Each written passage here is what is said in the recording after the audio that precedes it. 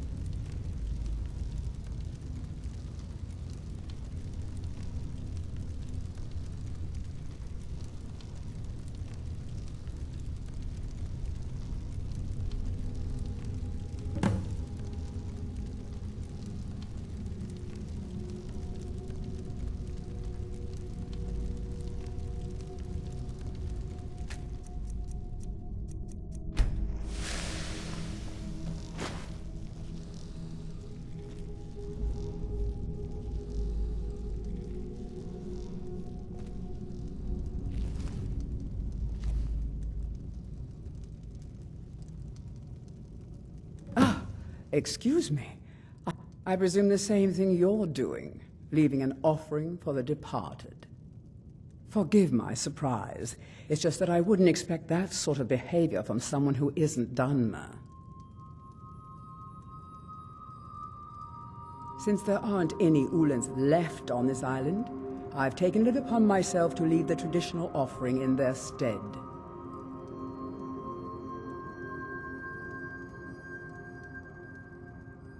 Oh, no bother. We all have a right to be here. Now, if you'll excuse me, I'd like to meditate a bit.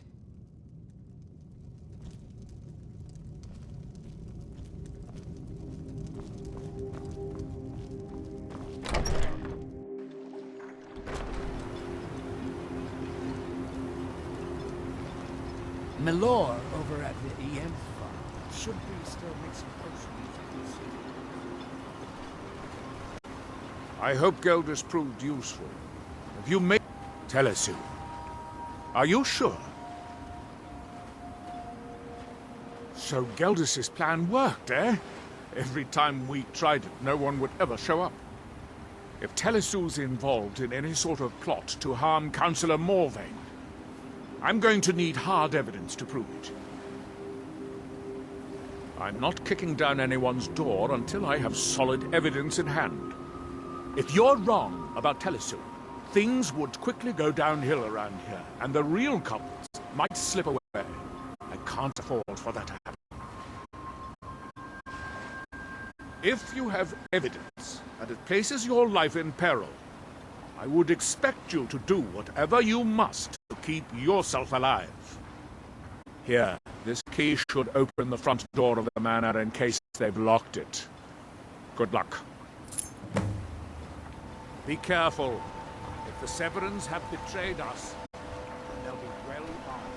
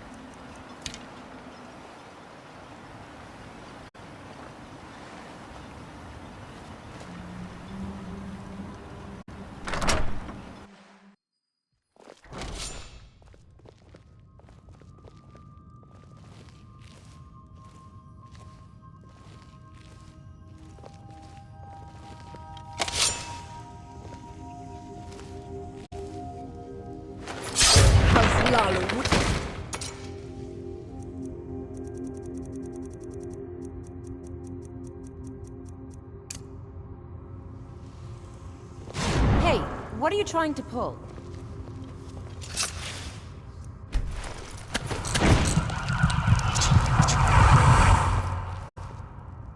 No. It's not my time.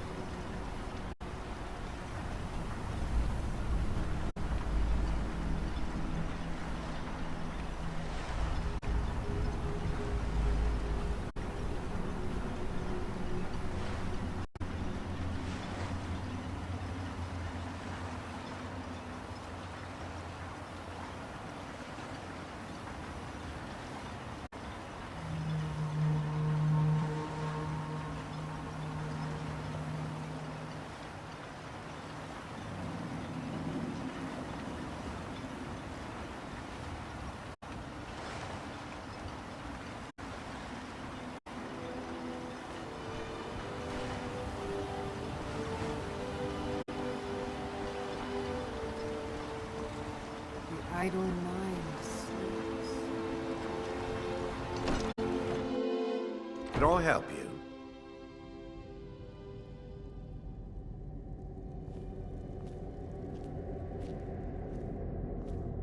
Did you find any evidence? Then we finally have them. All that remains now is chasing them down and bringing them to justice. Good. I'm going to send 2 of the best Rerenn Guard we have to take them down. I want you to assist them any way you can.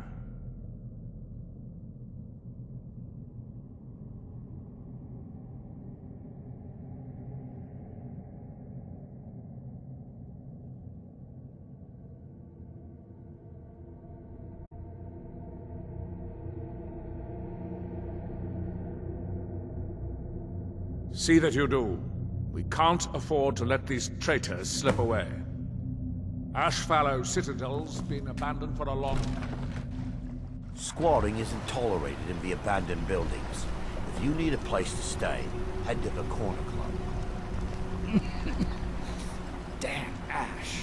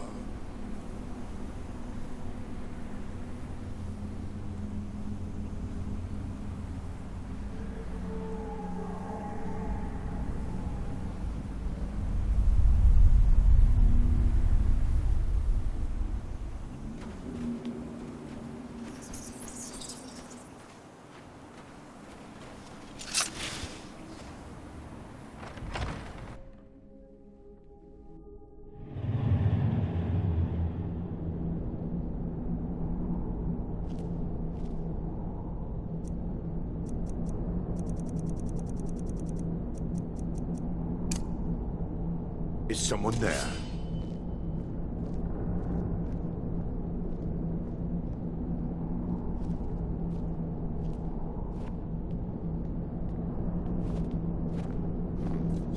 Nothing here after all.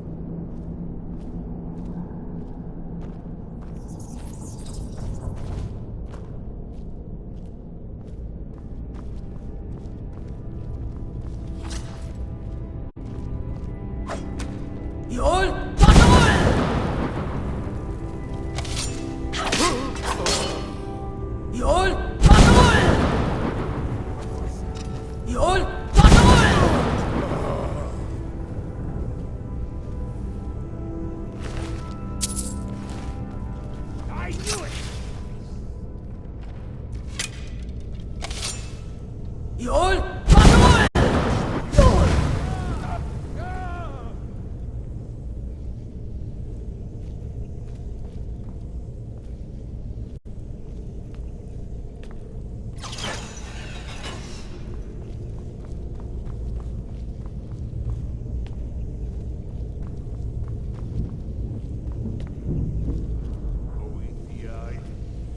I'll find you.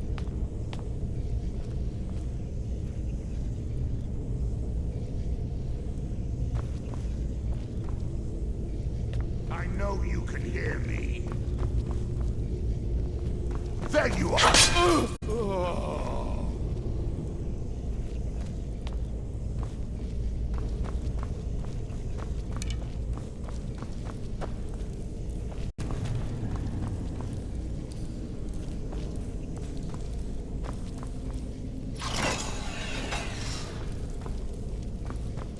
Enough!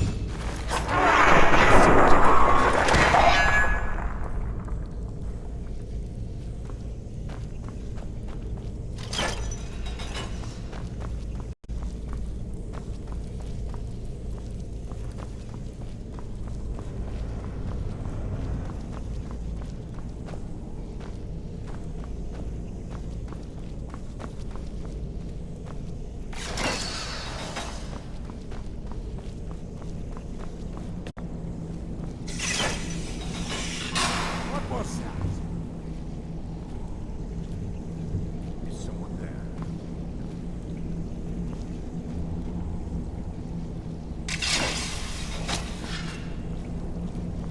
I'll save you so you can get away here.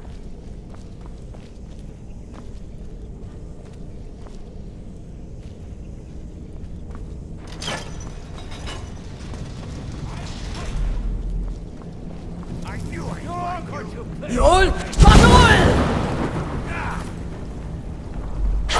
I join you in death. I'll see you.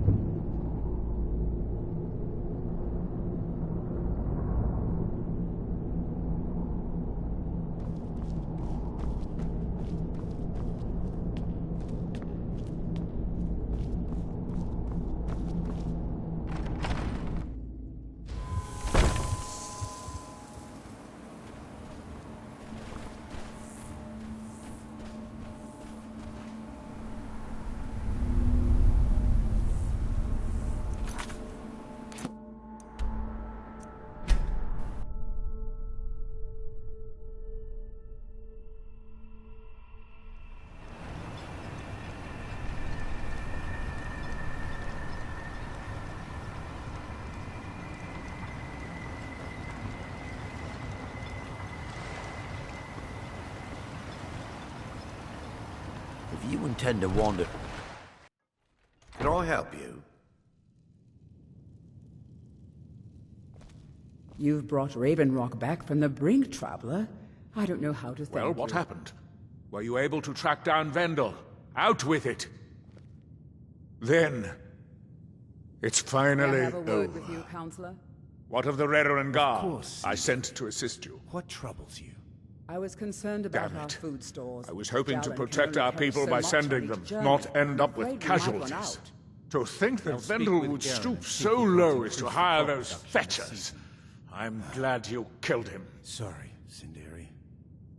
I fear we'll be feasting Simply on wonderful. Ashams a bit more Councillor often this Morvain year. will be quite pleased when he hears about this.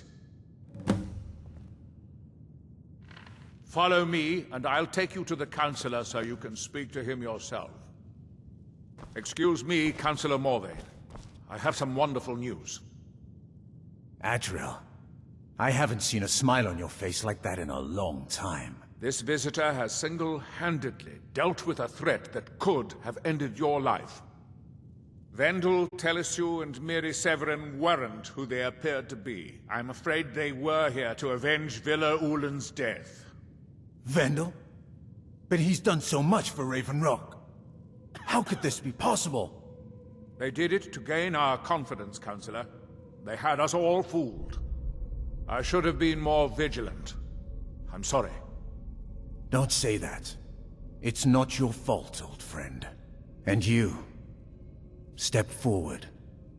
What How you've much done longer for do you me, intend to serve for his all shield? of Raven Rock, goes Veteran far Council beyond tasked what me I with would have keeping expected Laeral from a alive, traveler which to our I've done town. without question for over For 100 this, years. you have my He's the deepest closest gratitude. thing I've had to our brother, and we all owe Now, him our lives. I'm certain Might have Adril was suddenly prepared to found my reward you back. appropriately for everything you've I'm done. sorry, my love. However, It's the island. If since you a never bit felt of the coin same since we hardly were seems like flying enough, together, it's as I've though decided to part provide of me is something missing. more Every substantial. Dunmer left a piece of themselves behind. Since the Severin family, or whoever they were, All we can turned do out to be is make criminals, the most of what their we property is now forfeit. As Counselor, I hereby award you Severin Manor and everything contained within. You've earned your citizenship here, and I hope you'll consider staying with us as a member of our community.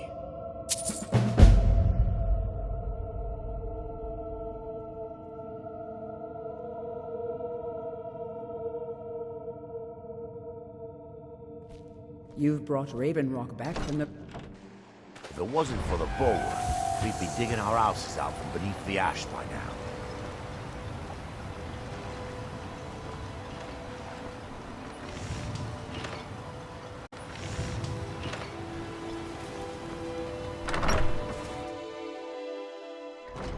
Come on in. Got warm food, warm drinks, and warm beds.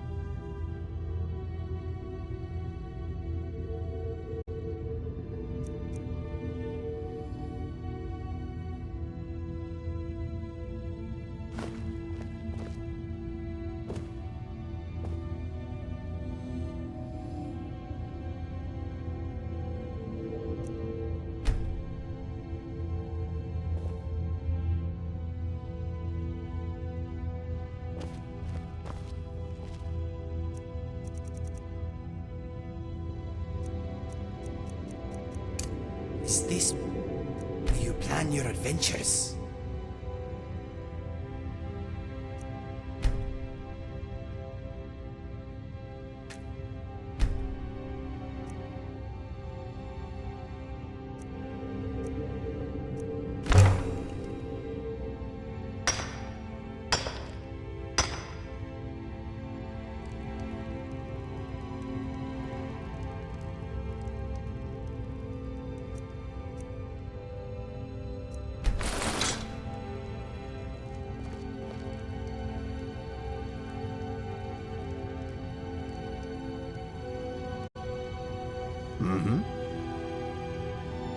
Fighting is one of the few things I am good at, but yes, sometimes I wish my talent was not so necessary.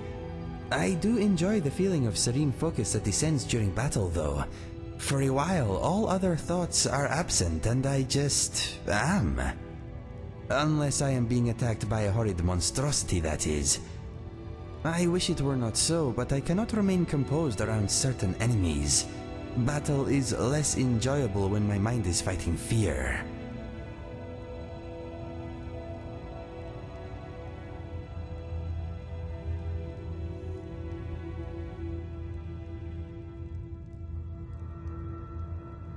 Wise words. Many people seem confused by that idea, but I agree with you. Standing up to what scares us is true bravery. We are all courageous in our own way. If someone says they are not frightened by anything, they may lack imagination. Anyway, I do enjoy fighting for the most part. There is nothing like the rush of beating a powerful opponent. After a tough battle, I feel more alive than ever. How about you?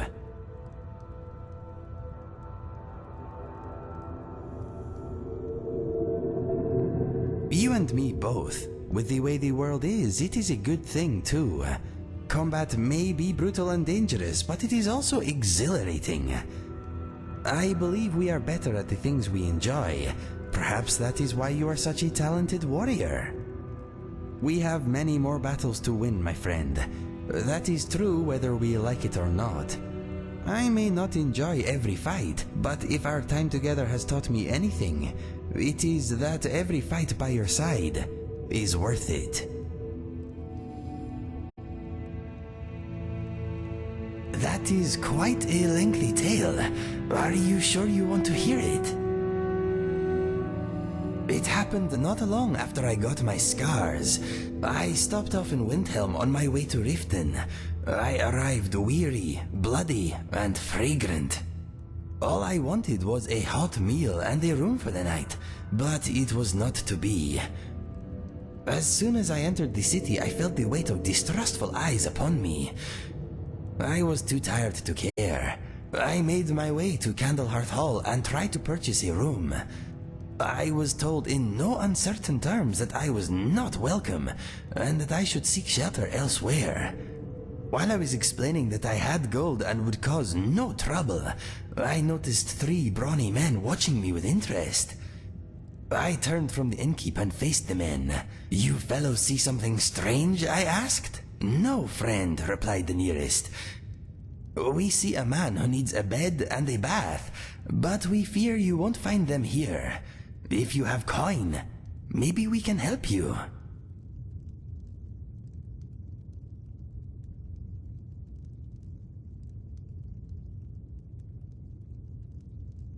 I am not surprised she was wary. Maybe it was because I am Khajiit, but perhaps it was just my bloody face and weaponry she distrusted. Anyway, I told the men I would happily part with a few coins for a room. They said they were brothers, and for 15 septims, I would be a guest in their home that night. They told me that their mother would be happy to set another place at their table. I did not have many options, so I agreed.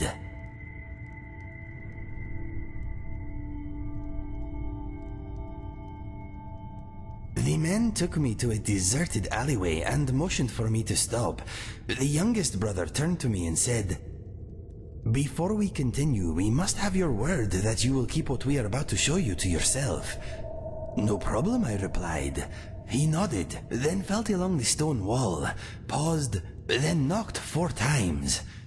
There was a grinding noise, and a large section slid back to reveal a torchlit passageway. "Who are you people?" I asked as we entered the gap in the wall. "Do not be alarmed," said the eldest brother. "Hot food and a warm bed are waiting up ahead." We pressed on, and the entrance closed behind us.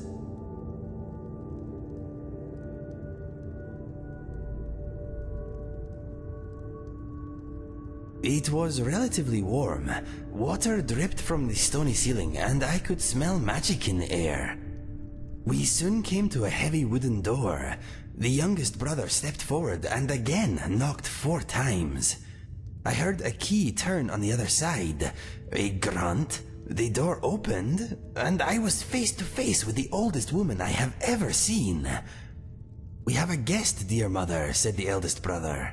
"Well, come in then. Table set, go wash your hands. You weren't followed, were you?" No, he replied, pushing past her. "Come in, friend. You're safe, and soon you'll be fed." I stepped inside. I was in a huge stone room full of all manner of useless junk and trinkets. There were no windows, and it was very dim, but I could make out a row of beds against the far wall near a large open fire. The old woman looked up at me. "Got money?" She held out a gnarled hand. "Of course," I said, handing it over. "Thank you for letting me rest here. What is your name?" "Everyone just calls me Mother," she said. "You can do the same if you like. Makes no difference to me." She motioned for me to sit at a long table where the other men were already eating greedily. I sat and tucked in. There was soup and roast beef and vegetables, and I ate until I thought I was going to rupture. When we were done, I was taken to a corner sectioned off by hanging furs. Inside, there was a steaming bath. I sank into it, felt my poor muscles relax, and shut my eyes. I drifted off. It is a big container you fill with water and soak in.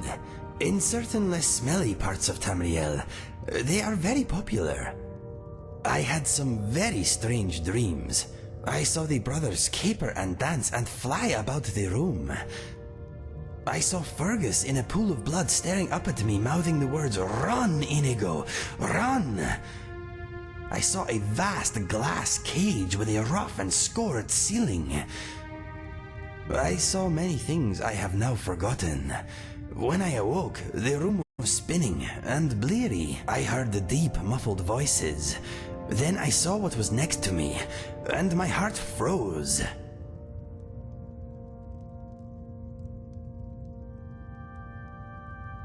Yes, but he was not as you know him now.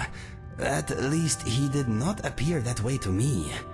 Anyway, what I saw was the king of dragonflies, the largest dragonfly imaginable.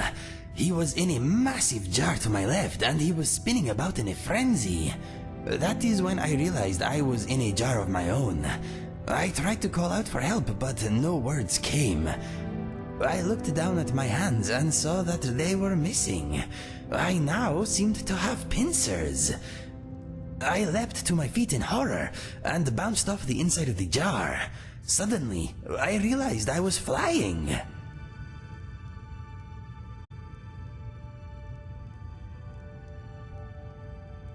I know, it was not a happy moment. I tried to look for a bright side and found one. At least I was not a chicken. I buzzed about for a bit, trying to get used to my new wings. After a while, I had things under control. I realized that the handsome dragonfly in the jar next to mine was not so large after all. I had been made small, like him. I also saw that we were not alone. A number of other jars were in a row to my left, each holding an insect. There were butterflies and glow bugs, and moths too. My vision was blurred by the jar, but I could still make out 4 enormous figures at the far end of the now seemingly cavernous room. One of them pointed in my direction and laughed. The sound was booming and very scary. The individual approached and I saw it was Mother. I heard a noise from my right, looked over, and saw that my dragonfly neighbor had fallen down dead with fright.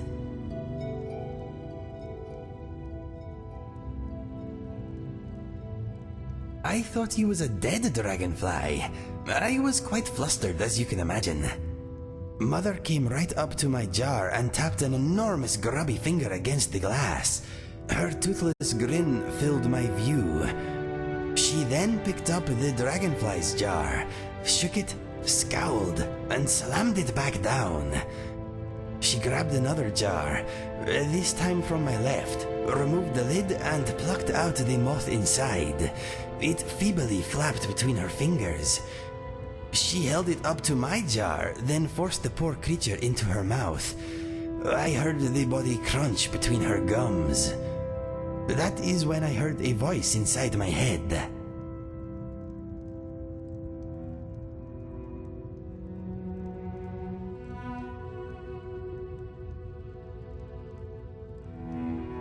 It was well spoken and calm. It was the voice of a scholar giving a lesson to a dim child. It said, "Pay attention. Go still and she will not eat you." Mother swallowed the moth and picked up my jar again. I let myself go limp and lay motionless. I seemed to be missing my eyelids, so I was forced to watch as she first uncapped my jar, then reached inside. Her gigantic hand paused before it reached me, then withdrew. "Stay still," said the voice in my head. It was hard, but I managed. Mother held my jar up and studied me. She shook me, then studied me again. "Passed out," she said with a voice like an avalanche. "Scared him senseless." She put my jar down and turned away. "You'll have to get me more. I need to eat tonight." Another huge figure came into view. It was the eldest brother. "Mother," he said, "why do you have to frighten them so?" "Because they taste better squirming and fearful. You know that." Her son sighed, woke his brothers, and left.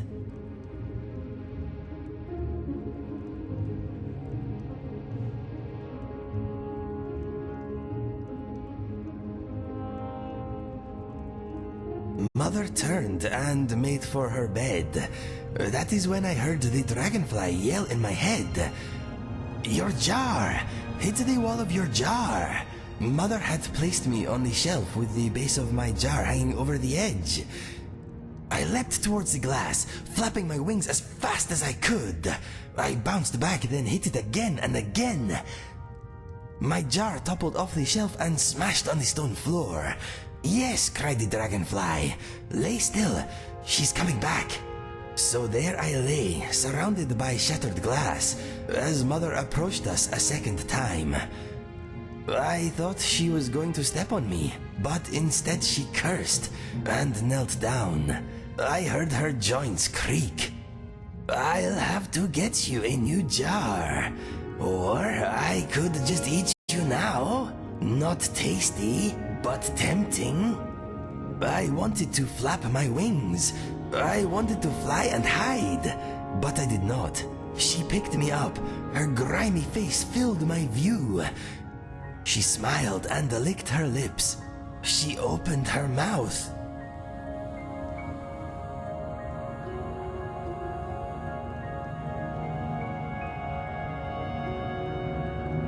I thought so too, but as it turns out, he is quite the strategist. Anyway, as her mouth drew nearer, I started to flap my wings. I could not help it. I wanted to escape. Alas, she was too strong and I was too small. Suddenly, there was a bonk noise, and Mother's jaw went slack. Her muddy eyes rolled back, and she collapsed. I struggled out from under her hand and saw the dragonfly's jar rolling to a stop near a chair leg. You knocked her out, I yelled in my mind. Yes, he replied. I managed to tip my jar onto her head. Thank you, I said. What is your name? He said, I cannot remember. I have been a dragonfly too long, but there is hope for you. He directed me to a nearby alchemy table and told me to nibble a bit of this and that. He had the antidote memorized. I followed his instructions and soon I felt the worst pins and needles I have ever endured. I passed out, and when I awoke, I was me again. I rushed over to the dragonfly and opened his jar, but he refused to fly out. I heard his voice in my head, but it was weaker, distant somehow. It is too late for me, he said. The antidote cannot fix me. I am more dragonfly than man now. Please, reseal my jar. It brings me comfort.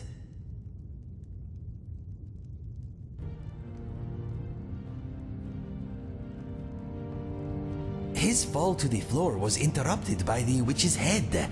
Mine was not. Also, his jar is far sturdier than any other I have seen. I have often wondered if it is enchanted. Anyway, I did as I was asked, then placed him on a chair while I retrieved my clothes. I then went to the long table where I had eaten. The soup, said the insect I would later come to think of as Mr. Dragonfly. I turned and smiled at him. We were having the same idea. I carried the soup pot to where Mother lay, opened her mouth and splashed some inside. It will take time. Free the others and leave, said Mr. Dragonfly.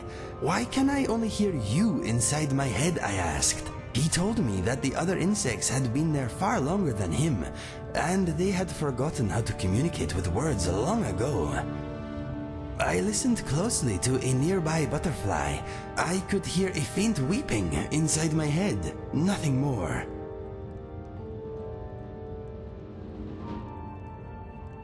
I opened all the jars, then turned to leave, and saw a fat moth with grey wings lumbering out of a pile of dirty clothes where Mother had been. I scooped her up, sealed her in a jar, then hid her at the back of an ingredients cupboard. I could hear her hissing at me in my mind. I turned to Mr. Dragonfly. Do you want to come with me? I asked. Yes, please, he replied. Let us go. I grabbed his jar, unlocked the door and opened it. I found myself face to face with the brothers.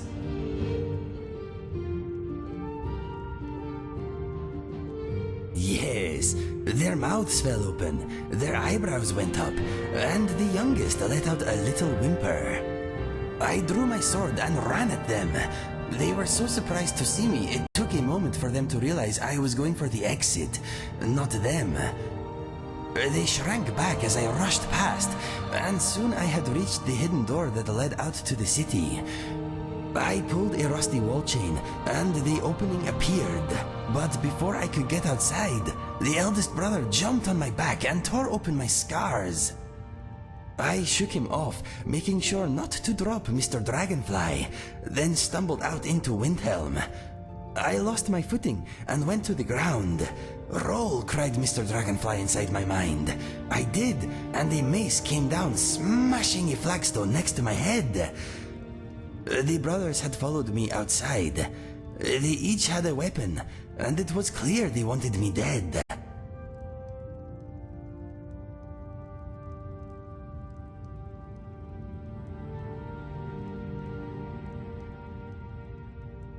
I had been through a lot, and my body was still recovering from all the transforming it had been doing. I felt slow and weak. I regained my feet and brandished my sword at them. Back, I yelled. I will let you live if you walk away. Mother wouldn't turn you back, said the middle brother. What did you do to her? I cured her of her ugliness and put her somewhere safe, I replied. Townsfolk stopped to see what was happening. We were attracting a crowd. I turned to the onlookers and said, "These men held me against my will. Call the guard." My words were met with stony avidity. Then someone threw a bottle at me. The eldest brother shouted, "This filthy Khajiit broke into our home. He was looking for skooma money, no doubt." The crowd was getting nasty, and as another bottle smashed near my feet, I saw two guards at the back of the group turn and walk away. "Run," said Mr. Dragonfly inside my head. He did not have to tell me twice.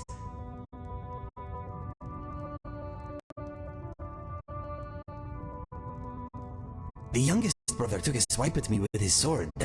I leapt back, overturned the cart of cabbages, and fled. I sped past the graveyard into the marketplace and glanced behind me. I had lost most of the crowd, but the brothers were still on my tail. I rushed through the main gate, out onto the bridge.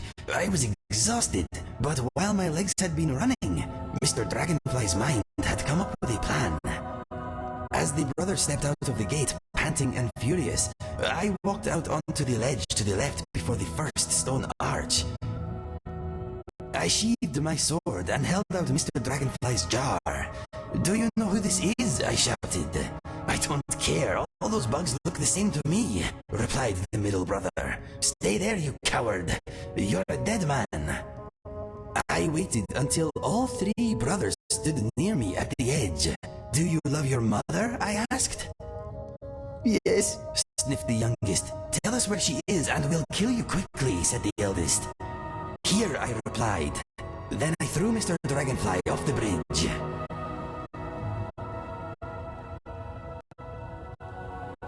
It was his idea.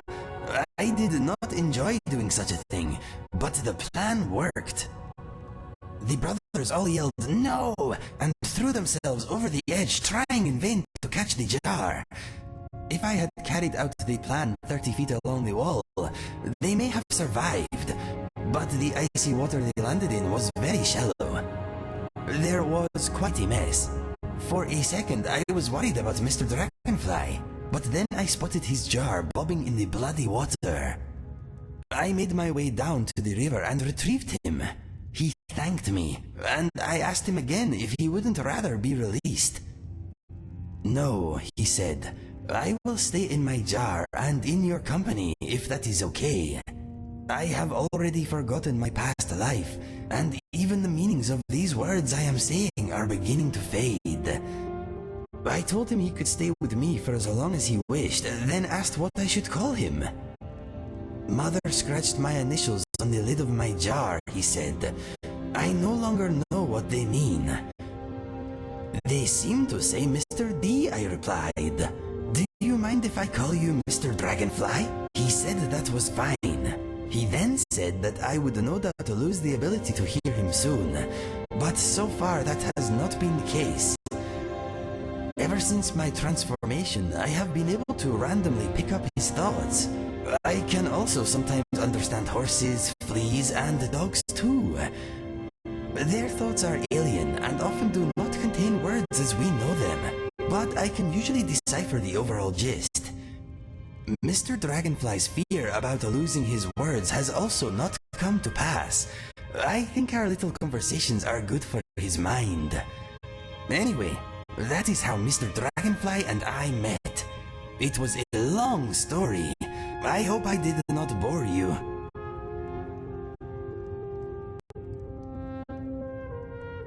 I am glad you enjoyed it. Telling it was easier than living it, my friend.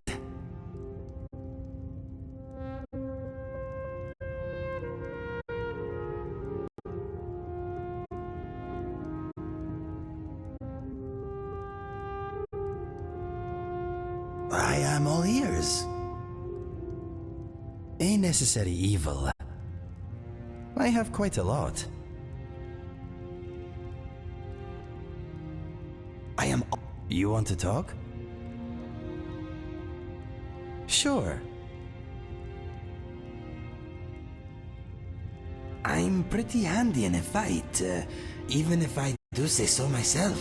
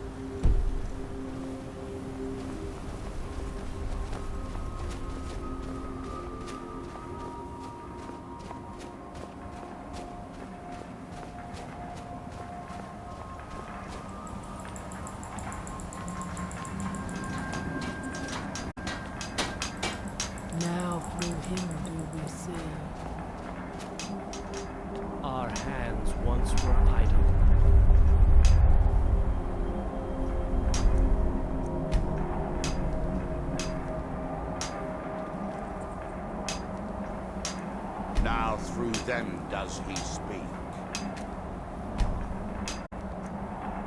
And when the world shall listen, and when the world shall see,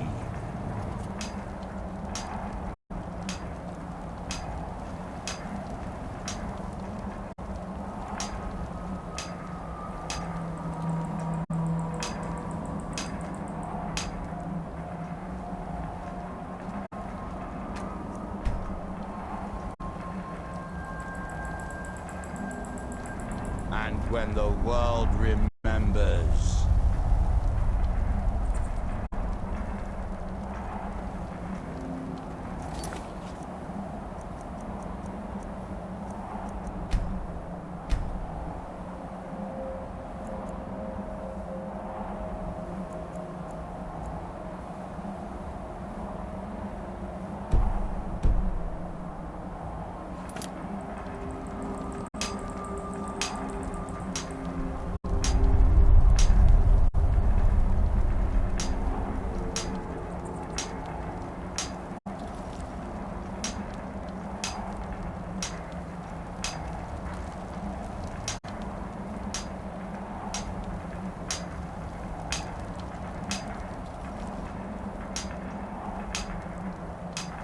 That world will cease to be.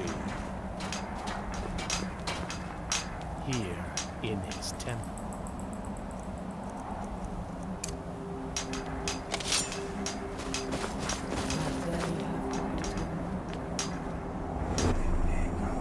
Transfer accomplished.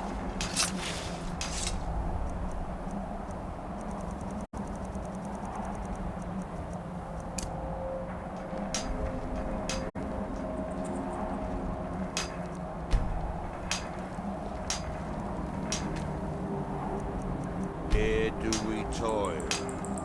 How are you doing, my friend? I'm thinking, what is Mr. Dragonfly thinking?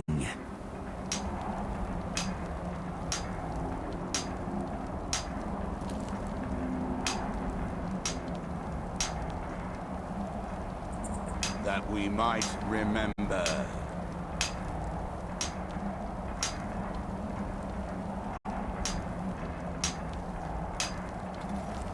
By night we reclaim.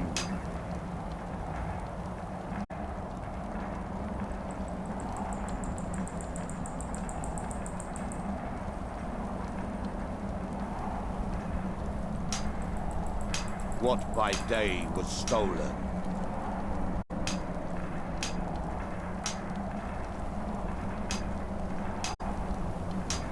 Far from ourselves.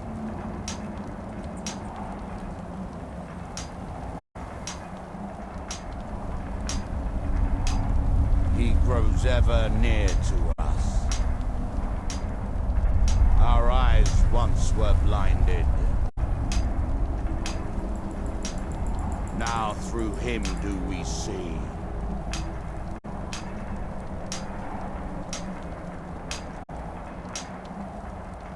Our hands once were idle. Now through them does he speak. And when the world shall listen,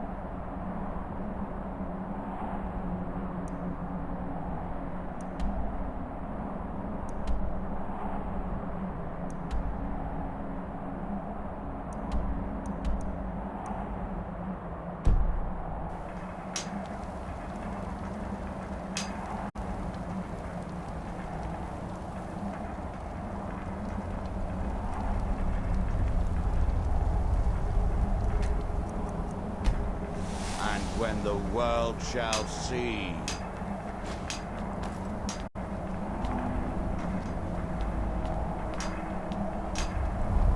And when the world remembers.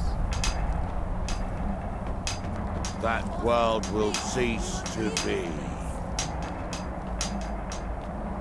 Here in his temple. To help you. You must leave this place.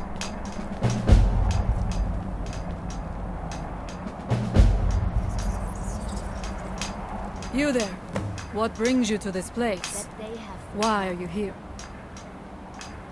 I am Freya of the Scar. I am here to either save my people or avenge them. I am unsure. Something has taken control of most of the people of Solstheim. It makes them forget themselves and work on these horrible creations that corrupt the stones, the very land itself. My father, Storm, our shaman, says Mirak has returned to Solstheim, but that is impossible. Then you and I both have reason to see what lies beneath us. Let us go. There is nothing more I can do here. The tree stone and my friends are beyond my help for now. We need to find a way into the temple below.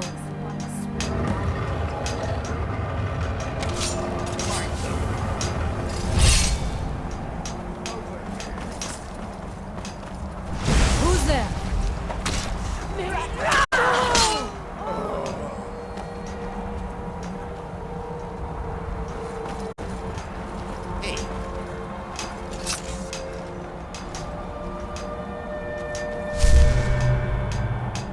Now, through me, do you see?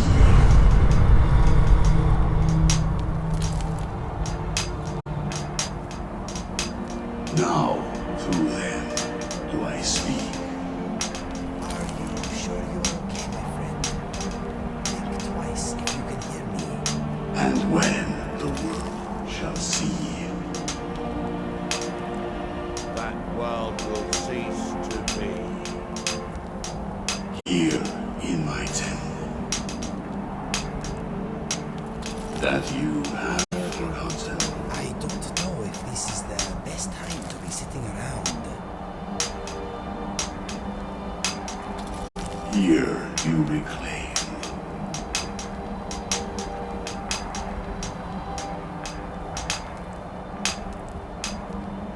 Far from yourself.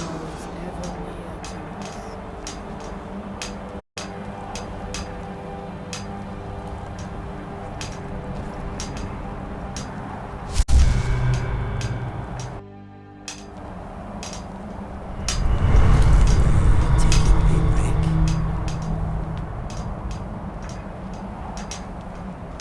Now through him do we see.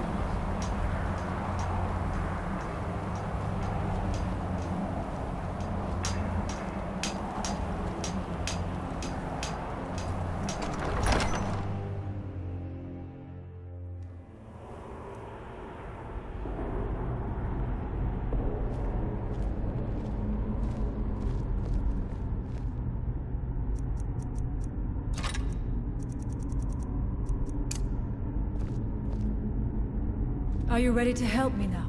We should not delay. We should take these rooms for supplies before heading further in the temple.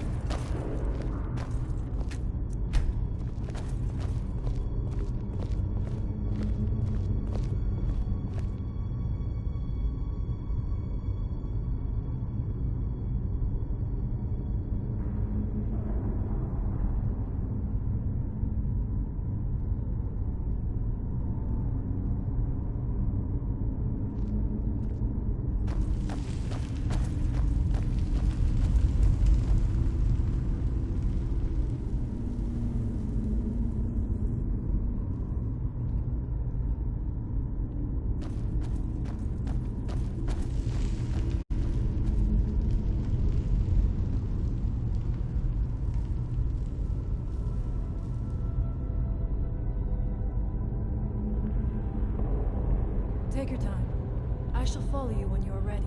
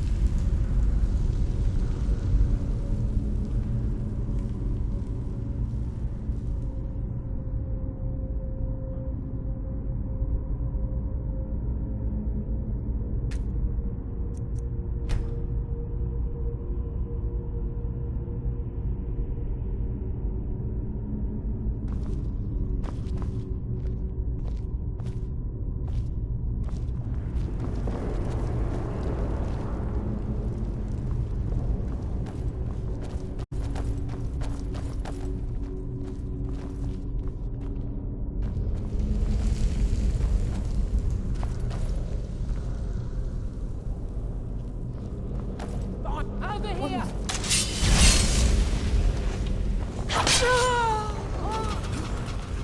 Hurt if you had any skill. Allmaker, protect me! Victorious again.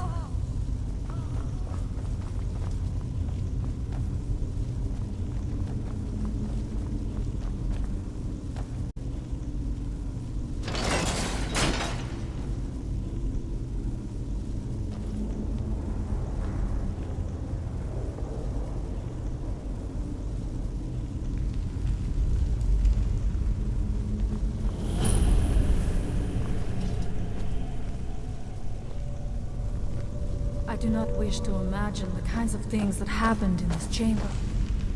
Who are the poor souls trapped in these cages? What tortures did they suffer at Mirak's hands? Was it in service to the dragons, or for his own purposes? Look up there. I think I see something. Time for my morning workout. See no more.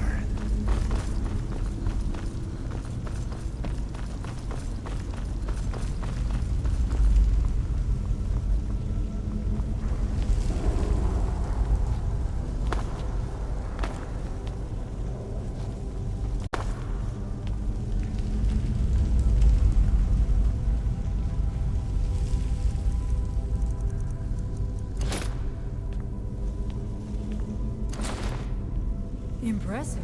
Was it worth the effort?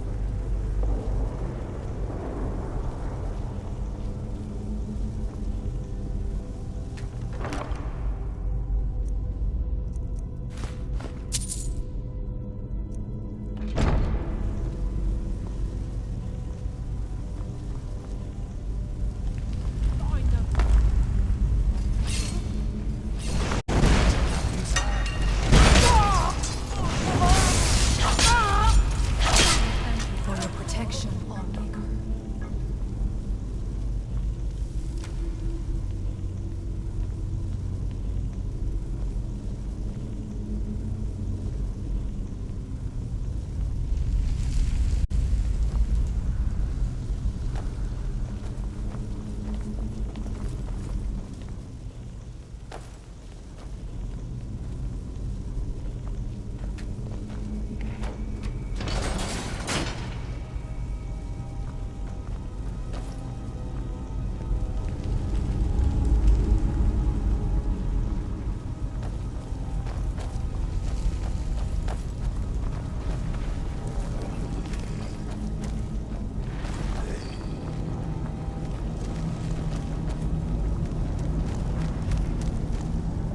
Zombie! All that live must die, some sooner than others.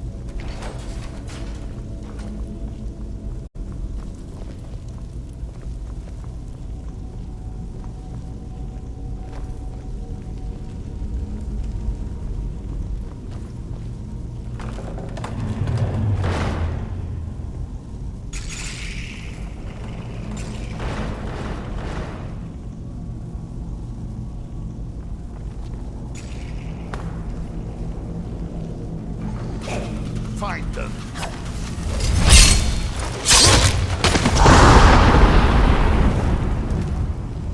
Who's there? I knew I heard something. And so it ends. Who's there? Attention, lawmaker.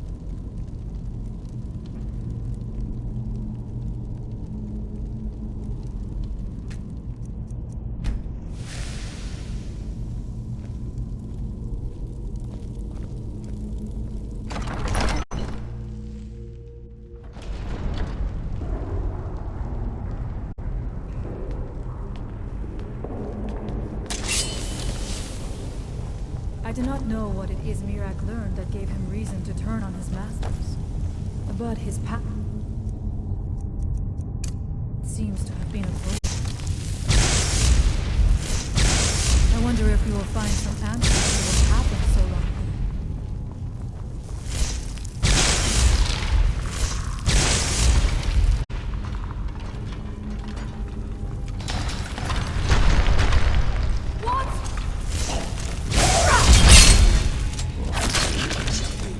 Bad memory.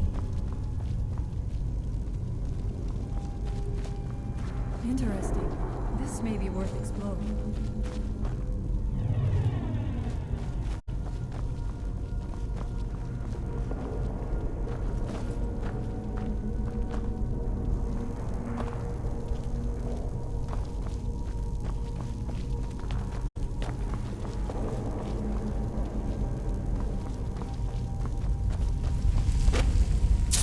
I suspected there would be something down here.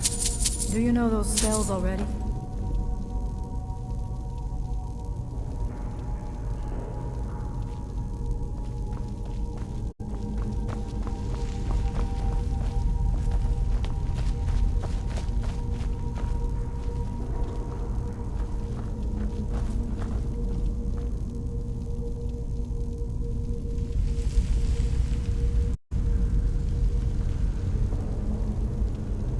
Find her.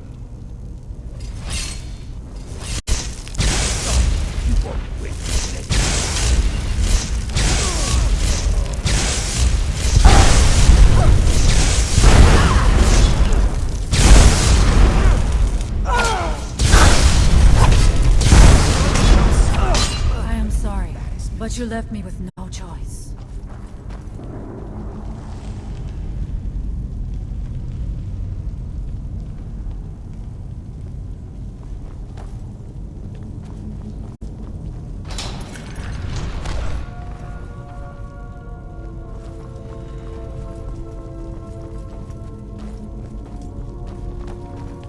How much deeper can this be? I had been told that Mirak's power was great, but to have built so large a temple, it cannot be much farther now. I feel it in my bones.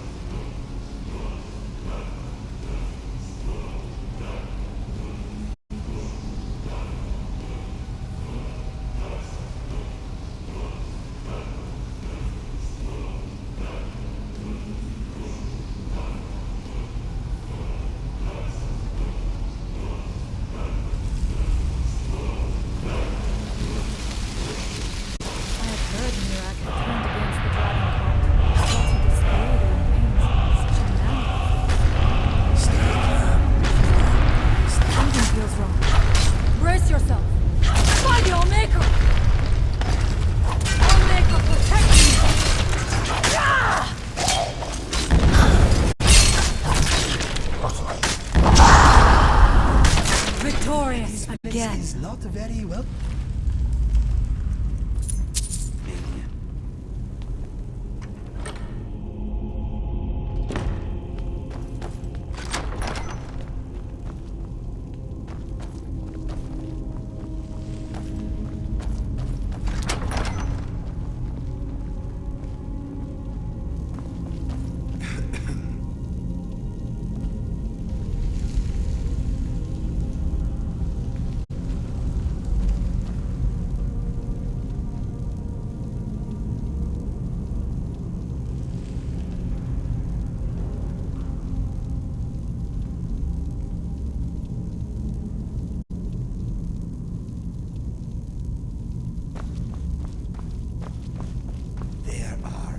many secrets down here.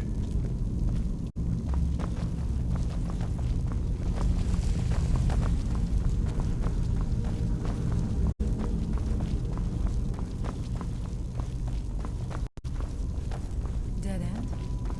Impossible. There must be something more. Look around. I will let you know if I find anything in the dining area. I knew it. A secret passage in the dining area just opened up. This must be it. Let us move quickly. Mr. Dragonfly is glad he is safe inside his jar.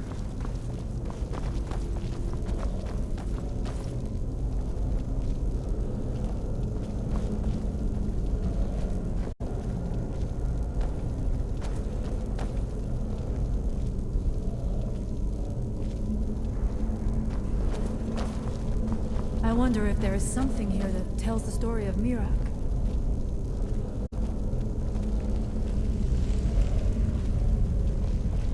Nothing but ruined books.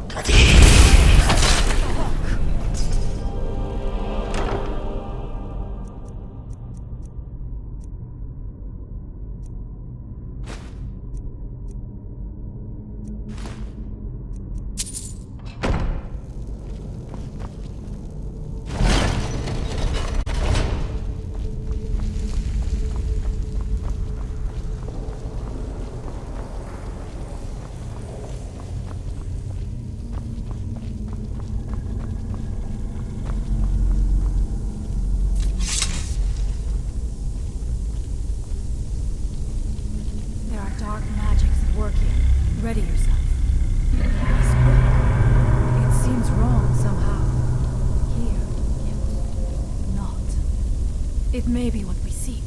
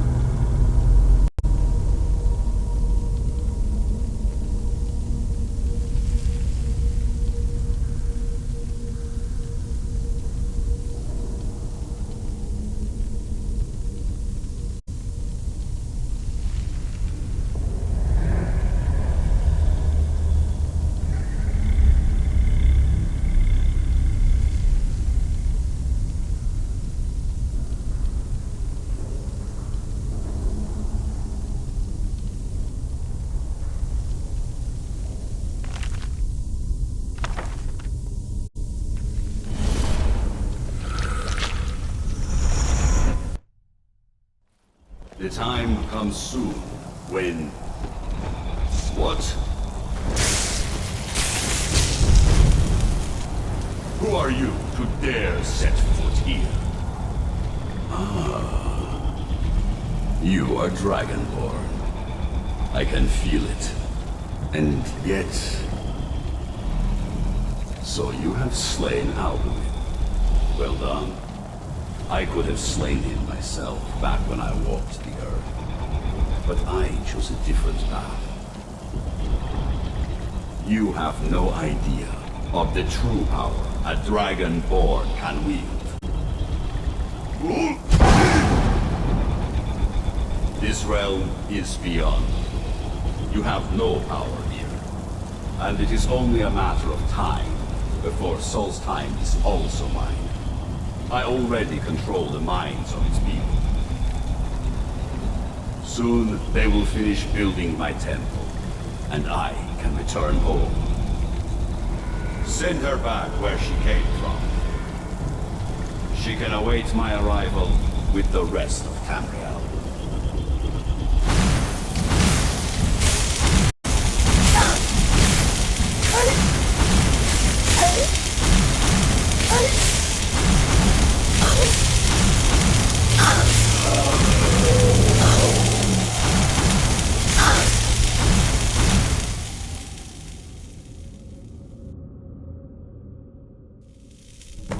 To you. You read the book and then... It seemed as though you were not really here. I could see you, but also see through you. Where? Where is he? Can we reach him? Can we kill him? This is a dangerous thing, then. We should return to my village and show this to my father. Perhaps Thorn can make sense of what is going on. Come, there looks to be a way out through here.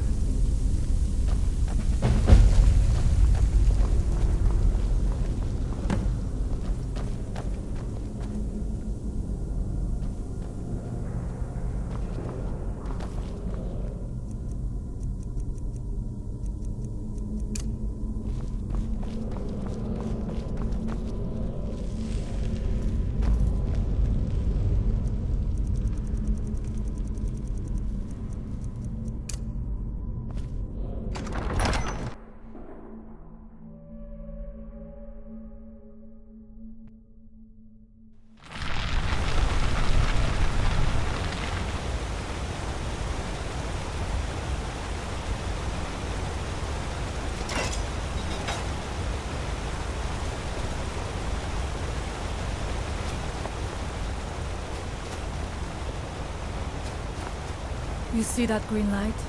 That comes from the Windstone, where my people work against their will. They must be freed soon.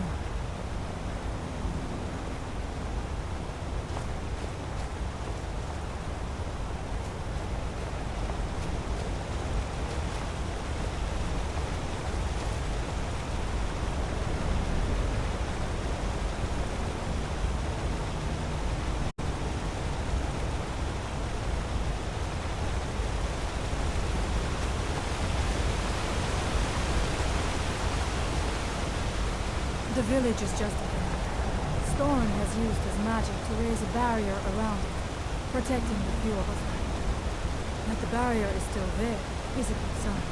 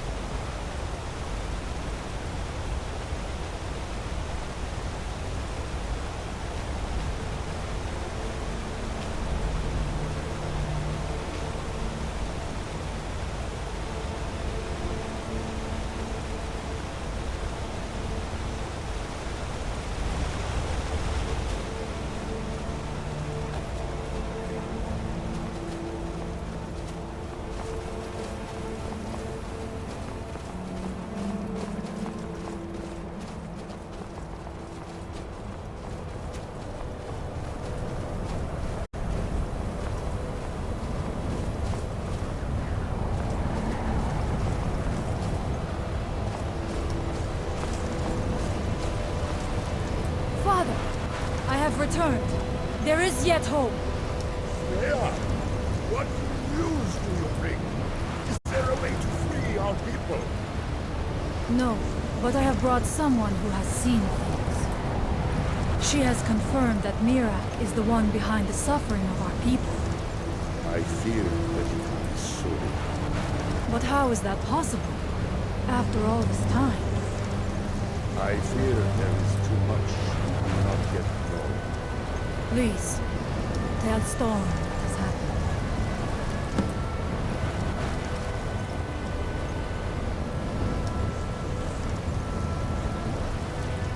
So you have seen things, yes?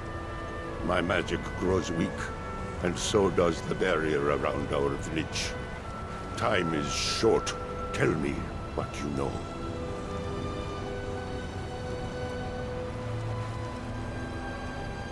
How do you know this? The legends speak of that place. Terrible battles fought at the temple. The dragons burning it to the ground in rage. They speak also of something worse than dragons buried within. Difficult to imagine, but if true... I will strike like a hawk!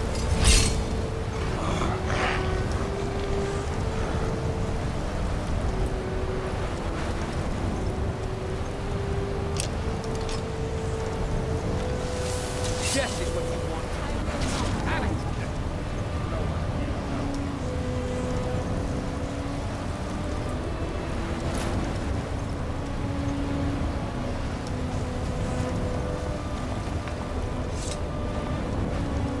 So you have seen things here. How do you know this? The legends speak of that place. They speak also of something worse than dragons buried within. Difficult to imagine, but if true, it means what I feared has come to pass.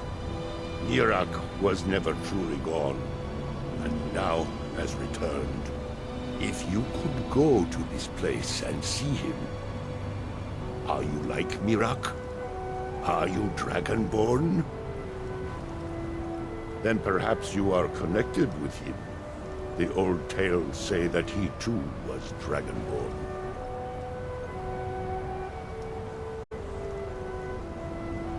I am unsure. It may mean that you could save us, or it may mean that you could bring about our destruction.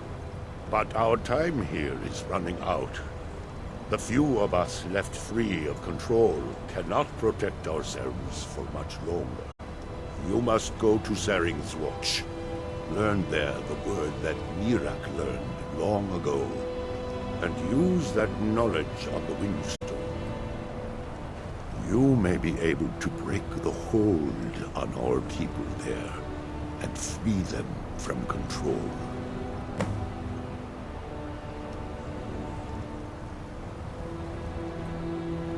May darkness never touch you.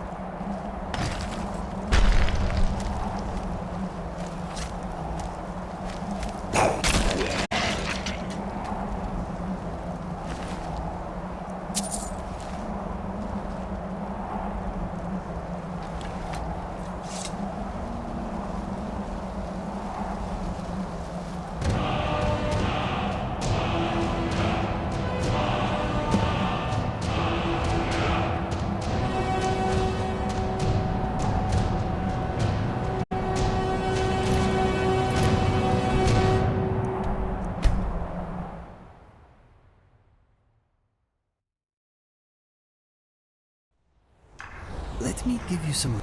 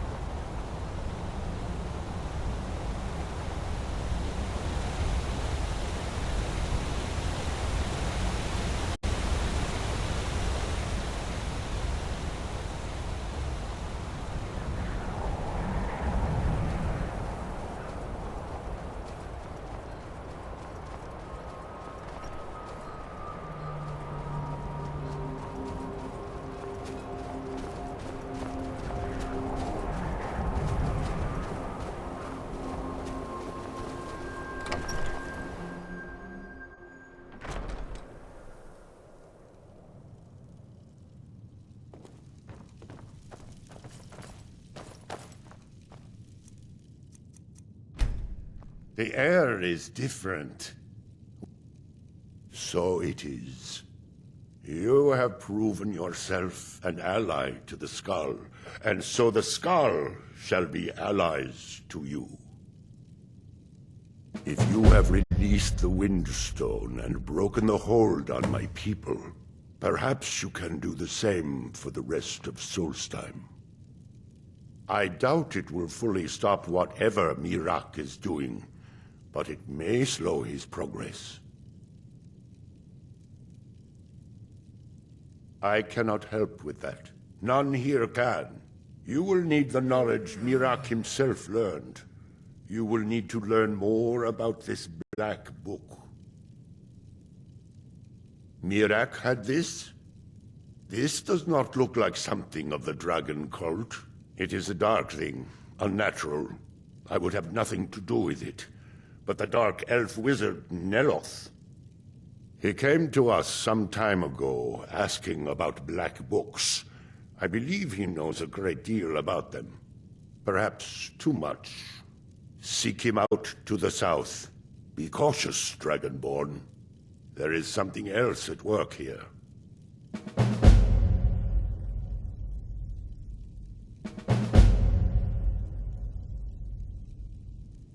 Allmaker shelter you.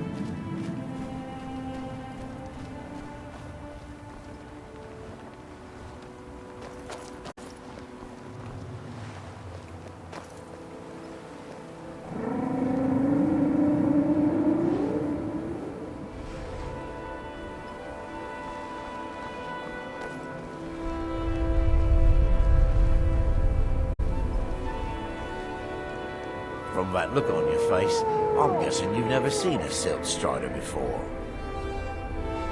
this is Dusty. I personally trained her from a lava. Feels like a lifetime ago now. She hasn't been in traveling condition for quite a while now. I've tried to let her go off on her own, but she insists on staying here.